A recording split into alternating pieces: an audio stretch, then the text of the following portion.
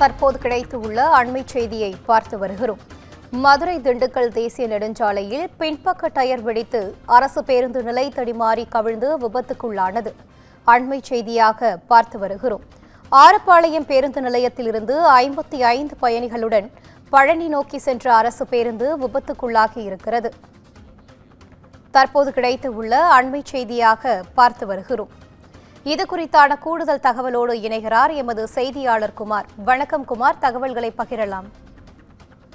வணக்கம் வினிதா. மதுரை மாவட்டம் ஆரப்பாளையம் பேருந்து நிலையத்திலிருந்து பழனி செல்லும் பேருந்து ஓட்டுநர் சுப்பராஜ் தற்போது இயக்கி வந்திருந்தார். சுமார் 55 பயணிகளை ஏற்றிக்கொண்டு பழனி நோக்கி சென்று கொண்டிருந்த நிலையில் மதுரை மாவட்டம் சமயநல்லூர் அருகே உள்ள கட்டப்பள்ளி நகர் பகுதியில் மதுரை திண்டுக்கல் தேசிய நெடுஞ்சாலையில் பேருந்து சென்று கொண்டிருந்த போது பின்பக்க டயர் பயங்கர சத்தத்துடன் வெடித்தது. இதனால் பேருந்து நிலை தடுமாறி ஓட்டுநர் பிரேக் அடிக்க முயற்சித்தார்.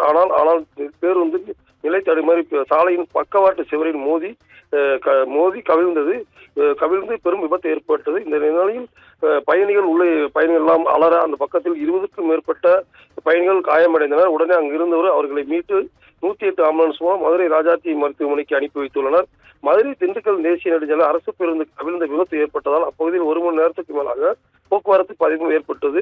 மற்றும் மேலும் தரமற்ற பேருந்துகள் அதிகமாக இயக்கப்படுவதால் இவ்வாறு விபத்து ஏற்படுவதாக பயணிகள் தெரிவித்து வருகின்றனர்.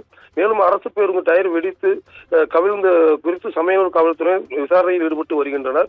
அரசு பேருந்து பின் டயர் மோசமாக இருந்ததால் தான் இந்த திண்டுக்கல் தேசிய நெடுஞ்சாலையில் அரசு பேருந்து டயர் வெடித்து இந்த விபத்து ஏற்பட்டு உள்ளதாக பயணிகள் வெறும் தெரிவித்து வருகின்றனர். தற்போது இந்த விபத்தை குறித்து சமயநல்லூர் காவல்துறை வழக்கு பதிவு செய்து விசாரணை செய்து ஈடுபட்டு வருகின்றனர் என்பது குறிப்பிடத்தக்கது. கூடுதல் விவரங்களை வழங்கியமைக்கு நன்றி குமார்.